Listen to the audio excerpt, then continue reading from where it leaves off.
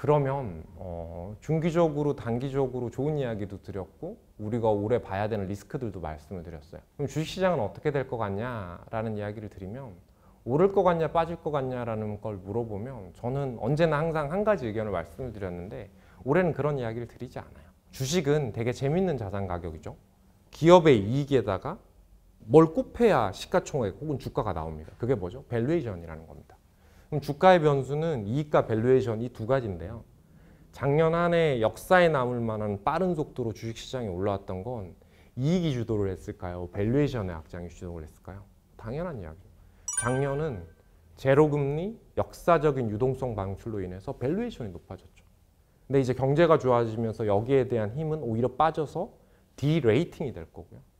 올해의 핵심은 이익이 올라오는 그림일 겁니다. 그래서 주식시장은 새로운 박스권을 형성하는 과정에 놓여 있다라고 생각이 드는데 저는 주식시장은 큰 급등세도 우리가 우려했던 급락세가 나오기보다는 새로운 차트에서 보시는 것처럼 새로운 박스권의 랠리를 형성하는 과정이 될 가능성이 크다라고 보고 중요한 건 작년에는 두 가지가 중요했더라고요. 주식을 언제 샀냐. 그리고 더 중요한 건 언제 샀냐보다 누가 더 많이 샀냐가 중요했었어요. 큰 의미가 없었죠. 근데 올해는 어떠한 주식의 스타일 전략을 가져가냐 그리고 어떤 국가를 사느냐가 주식시장에 대한 수익률을 갈라놓을 수 있는 핵심이 될 거예요. 자산 배분 전략이 무엇보다 중요해요. 근데 저는 보시는 그림의 2층에 있는 자산 배분의 전략을 되게 강조드려요. 올해는 많은 일이 일어날 수 있지만 경기의 복원이 본격화되는 구간에서 거의 10년 만에 처음으로 물가가 올라오는 리플레이션, 인플레이션 사이클에 접어들게 돼요. 그리고 금리가 상승할 여지가 높을 거라고 보고 있고 그리고 그 과정에서 위험 자산은 가격 부담에 노출되기도 하겠지만 구간별로 그 어떤 자산보다 높은 수익률을 만들어낼 수도 있을 거라고 보고 있는 건데 가장 중요한 거 두 가지만 뽑는다면 물가가 올라와서 금리가 올라오는 것들이에요.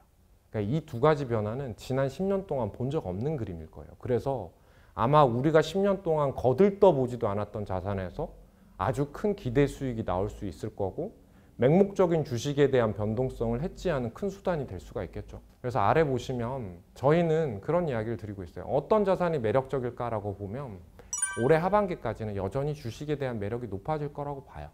그리고 하반기에 미국 경기 정상화에 의해서 변동성이 확대될 수 있고 기대 수익률도 낮춰질 수가 있으니 그때부터 실물 경제가 돌아서면서 수익이 날 수 있는 대체 자산들에 대한 매력을 되게 높여야 되고 그리고 빠르면 올해 연말에도 채권에 대한 다시 보기가 진행될 수 있을 거라고 보고 있는 거죠. 금리, 물가 이런 게 상당히 어려우시죠. 근데 이걸 모르고서 내 자산을 지킨다고 이야기하기가 되게 어려울 거예요. 지금 보시는 그림의 좌측은 자산 배분 전략의 가장 중요한 변수 두 가지가 성장과 물가라는 이야기를 드리려고 하는 거거든요. 그래서 그 10년 동안 눌려져 있던 물가가 올라오고 코로나 이후에 큰 충격 이후에 글로벌 경제가 복원되는 관점의 변화일 거기 때문에 지금은 2사분면에서 1사분면으로 주식시장이나 금융시장의 자산 배분의 전략이 바뀌어야 되는 거예요. 너무 어려우시죠? 그래도 반드시 이해하셔야 되는 그림이에요. 그리고 한 가지만 더 팁을 드릴게요. 역사 공부를 한번 해보시면 우측 그림인데 과거 이런 충격을 받고 본격적으로 복원이 되는 구간에서 주식 외 자산에서 어떤 자산이 좋았는지를 표현해 보고 싶었어요. 그래서 우측 선그래프에 보이는 하늘색 음영이 지금과 같은 유사한 사항인데 그때 수익률이 좋았던 자산들을 보면 실질적으로 경제가 좋아지면서 뭐 리츠, 인프라, 금, 원자재와 같은 자산들이 되게 수익률이 높았어요. 지금도 유사한 그림이지 않을까라고 생각이 되는데 저는 이제 머리를 든 자산들이라고 생각을 하고 있기 때문에 주식 하나에서 답을 찾기보다는 여러 자산 간의 배분해서 안정적인 포트폴리오를 가져가는 게 중요할 거라고 봐요. 국가 중에 누가 좋냐? 당연히 미국 중심의 자산 배분의 전략을 가져가야 됩니다. 지금 저희가 세부적으로는 주식이라는 자산에서 US의 비중을 50% 이상 확대할 필요가 있다라고 생각이 들고요. 그리고 그 가운데서 저희가 지금 새롭게 보는 건 주가가 이렇게 많이 빠진 중국에 대한 매력이 다시 높아질 가능성이 높고 미국의 경제 정상화의 낙수 효과를 받을 수 있는 나머지 국가에서 유럽과 한국 정도가 지금 저희가 좋게 보고 있는 자산들입니다. 그래서 아직도 A등급의 한국을 유지하는 게 저도 처음인 것 같아요. 그래서 한국 증시도 상대적인 매력은 신흥국 국가에서 확실히 존재한다라고 생각이 들어요. 개별 업종 이야기를 더 듣고 싶어 하는 것 같아요. 항상 투자자들 만나면 이 부분에서 이제 펜을 드시고 이야기를 하시던데 그냥 심플한 이야기만 드리도록 하겠습니다. 시장이 궁금한 질문부터 답을 드리면 성장주가 좋을까요? 민감주가 좋을까요? 저는 이런 이야기를 드려요. 보통 보시는 차트에서처럼 지금은 실적 장세라고 이야기하는 경기가 좋아지는 정점에 도달하는 구간인데 이 구간에서 경기 민감주가 주식가 수익률이 가장 좋았어요. 근데 이번에도 그런 현상이 나타나고 있는데 왜 경기 민감주라는 단어를 쓰시는지를 알아야 돼요. 경기가 좋아질 때 이익에 대한 증가폭이 나머지 업종보다 훨씬 더 민감하기 때문에 경기 민감주라는 단어를 쓰거든요. 근데 우리가 생각하는 경기보다 민감성을 가지는 대표적인 업종이 반도체예요. 그리고 올해 이익은 우리가 이야기하는 유가에 관련된 업종들과 철강, 화학 이런 업종들보다 빅테크 주식인 빵 주식들이 훨씬 더 올해 이익 증가폭이 큽니다. 그럼 뭐 어떻게 생각을 해야 될까요? 그 이분법적인 사고가 가지는 위험들이 되게 클 거라는 것들이죠. 그래서 저희의 업종에 대한 전략은 한 가지에 베팅하는 전략보다는 보시는 차트의 빨간색 선을 따라가는 거예요. 그게 이제 저희가 제시드리는 포트폴리오의 비중들이거든요. 저희 같은 경우는 소비재와 뭐 금융, 산업재 이런 경기 민감주에 대한 비중을 50% 조금 넘게 가져가고 있고요. 지금 기술주에 대한 비중도 계속해서 늘려가고 있는 상황이에요. 그래서 이 두 가지의 균형을 잡는 게 상당히 중요하다고 생각을 하고 있고요. 경기 민감주 중에서는 그럼 뭘 좋게 보는데 두 가지만 말씀드릴게요. 저희가 좋게 보고 있는 경기 민감주는 소비재예요. 서비스 산업이 눌려 있다가 새로운 성장을 만들어내는 구간에 큰 변화를 좋게 보고 있는 거고요. 그리고 경제 순환 주기로 보면 아까도 말씀을 드렸는데 소비와 생산이 좋아져서 가동률이 높아져서 지금은 투자가 늘어나야 되는 시기예요. 그래서 기업의 투자의 수주와 관련된 업종들 그리고 정부의 재정 투자와 관련된 업종들이 뭐가 있을까요? 그걸 우리는 산업재 주식이라고 이야기를 하고 있어요. 그래서 지금 보시는 차트의 표를 보면 제가 오늘 일일이 설명할 시간이 부족해서 관련 ETF들을 그려왔는데 거기 ETF를 보유하는 전략도 상당히 좋은 전략이 될 수 있을 것 같아요. 마지막으로는 저희가 이제 포트폴리오를 외부에 오픈하기로 했거든요. 방송의 시점에서 조금 달라질 수는 있지만 지금 저희 신한 글로벌 팀이 개별 업종에서 어떤 기업들을 가져가고 있고 그리고 산업별로는 어떤 ETF로 시장의 큰 흐름을 대응하는지를 자세히 적어 놓았어요. 아마 또 다음에 기회가 있겠죠. 자세히 말씀드릴 수 있는. 근데 아마 요거를 참고하시면은 아마 현재 자신의 포트폴리오와 비교하면서 저희가 물론 맞진 않겠지만 균형감을 다시 좀 살리시고 그리고 시장의 큰 변동성을 해지하고 제어하고 통제할 수 있는 방법론이 될 수 있으니 다양한 투자의 테마의 핵심이 되는 성장들을 골고루 가져가는 전략이 성장주와 민감주 하나를 선택하는 것보다 훨씬 더 유의미한 전략이 될 수 있다라는 이야기를 드리면서 오늘 발표를 정리해야 될 것 같습니다. 감사합니다. 금리 상승이 사실 지금까지 끌고 온 게 어떤 그런 유동성 장세라는 거를 전제로 했을 때 결국 그런 것들이 지속되지 않지 않겠는가 이제 우려가 여전히 있는 것 같은데 그 부분에 대해서는 어떻게 봐야 될까요? 이 부분은 경기가 좋아져서 수요가 늘어나고 그리고 그로 인해서 지금과 같은 공급 불균형 현상이 나타나서 물가가 올라오는 일들은 경제가 좋아지면서 나타나는 일들이죠. 그래서 장기물 금리가 그렇게 올라오는 것들인데 그것 때문에 주식시장이 부러진 사례가 있냐라고 보면 거의 전무해요. 그리고 그렇죠. 그리고 조정을 받더라도 그 또한 경제가 좋아지면서 나타나는 반작용이기 때문에 대부분 리커버라고 그러죠. 복원 가능한 조정으로 나타났는데 이번이 과거 사례와 다르냐라고 보면 그렇지는 않다라고 봐요. 근데 이제 문제는 뭐냐면 투자자분들이 좀 낯설겠지만 장기물 금리는 경제가 좋아지면서 나타나는 일들이에요. 그래서 단기물 금리는 눌려 있는데 장기물 금리가 올라오게 되면 장단기 금리가 올라오고 이건 경제가 좋아지는 신호인 거죠. 그래서 거기에 대한 우려는 크지 않은데 이 단기물은 언제 움직이냐면 장기물은 기업이 투자를 해서 수요가 좋아지는 걸 반영하는 거고 단기물은 정말 돈을 빌리기 타이트한 사람들이 빌리는 일들이잖아요. 근데 경제가 너무 좋아져서 이제 돈을 풀 필요가 없게 되면 시장이 지금 이런 우려를 하시는 분들이 있을 텐데 그런 우려가 나타나면 단기물 금리가 상승을 하겠죠. 근데 올해는 단기물 금리가 상승할 가능성은 많지만 그게 이제 실질적으로 유동성에 영향을 줄 가능성은 높지 않다라고 봐요. 제가 질문 현문우답일 수는 있지만 제가 오히려 질문을 투자자분들에게 드리고 싶어요. 테이퍼링이라는 건 돈을 푸는 속도가 줄어드는 거거든요. 돈을 조으는 게 아니에요. 그러면 한번 생각을 해보세요. 이만큼 유동성이 있다가 이만한 유동성이 만들어진 거예요. 그게 주식시장을 끌고 왔잖아요. 그럼 올해 이 유동성은 어디로 갈까요? 2% 금리를 10년물에 만족하고 시장이 그쪽으로 자금 이동할까요? 그렇지 않을 거라는 거죠. 그래서 금리가 올라오면 시장이 빠진다는 이야기는 절반은 맞고 절반은 틀린 이야기가 될 수도 있다.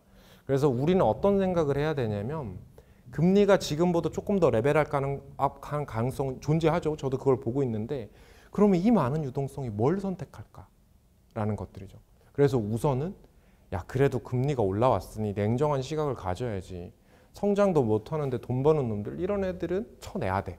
그래서 기술주에서 자빠진 애들 중에서 아직 못 올라온 애들도 있는 거고 정말 이익이 좋은 빵 주식들은 지금 주도주가 된 거잖아요. 그래서 금리는 시장을 이성적인 눈으로 가져가게 되는 하나의 수단일 거고 이 많은 자금이 주식시장에 이탈해서 채권을 사기에는 아직은 그 정도 레벨 때는 아니고 유동성의 힘이 풀리는 힘이 줄어들지만 고여있는 유동성의 깊이가 줄어드는 그림은 아니기 때문에 주식시장을 금리가 올라와서 이분법적으로 바라보고 행동했을 때 저는 기회비용이 더 크다라고 보고 있는 거죠. 그래서 주식을 사 말어가 아니라 어떤 자산으로 바꿔 타야 돼? 그리고 어떤 주식을 더 좋아해야 돼? 이런 관점의 해답이 나와야 되는 게 수익률 관점에서는 더 좋은 의견이 아닌가라고 생각이 들고 있는 거죠. 시장의 우려를 말씀드린다면 지금 미국이 보여주는 어떤 실적 개선이 소위 말하는 뭐 기저효과 아니겠냐, 일시적인 거 아니겠냐, 뭐 계속 끌고 갈 수 있을 것이냐 이런 부분에 대한 우려도 좀 있거든요. 이런 부분은 어떻게 봐야 될까요?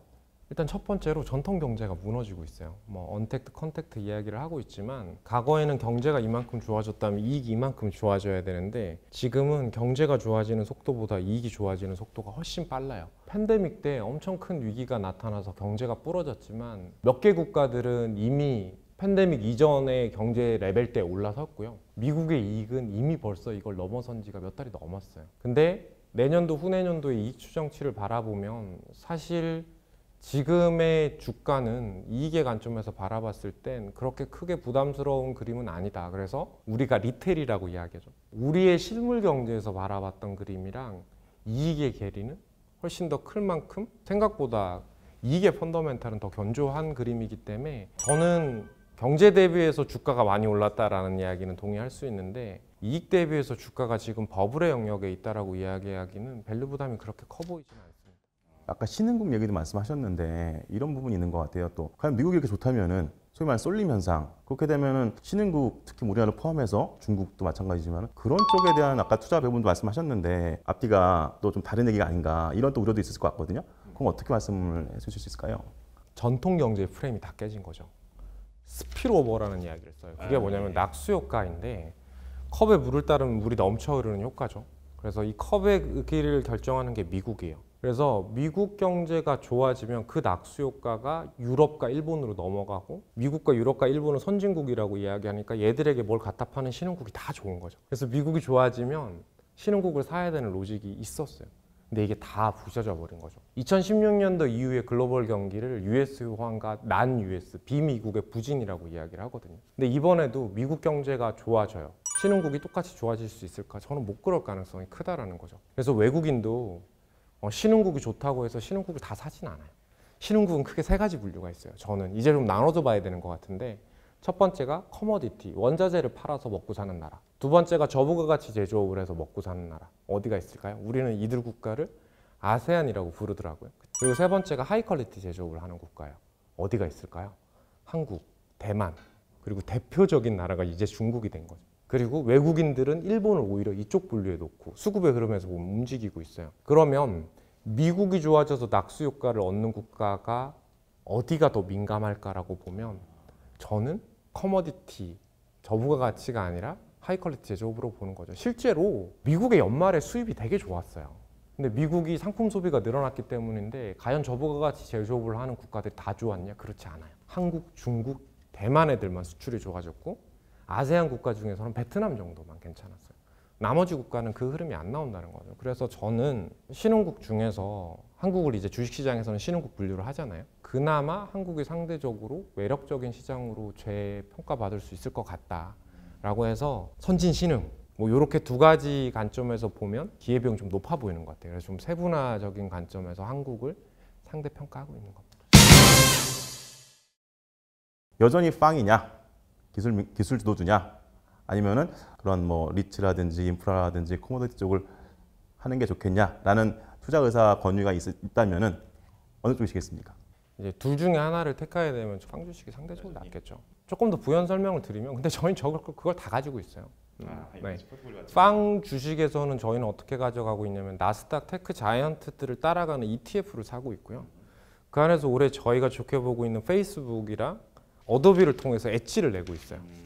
그리고 저희는 변동성 장세에 대한 대응을 해야 된다고 생각하고 있어서 적극적으로 리츠나 뭐 리스크 해지가 가능한 자산들을 조금 넣어볼 생각이에요. 그래서 둘 중에 뭐가 좋냐라고 이야기하면 저는 그 생각을 했거든요. 지금 국면에서 더 사야 되는 애들을 본다면 기술주인 것 같다. 미래는 모르는 거지만 자산 배분 관련해가지고 리츠라든지 이런 부분들 눈여겨보시면 좋을 것 같습니다. 오늘 자리 너무 감사드리고요. 앞으로도 좋은 말씀 부탁드리겠습니다. 네, 감사합니다. 감사합니다.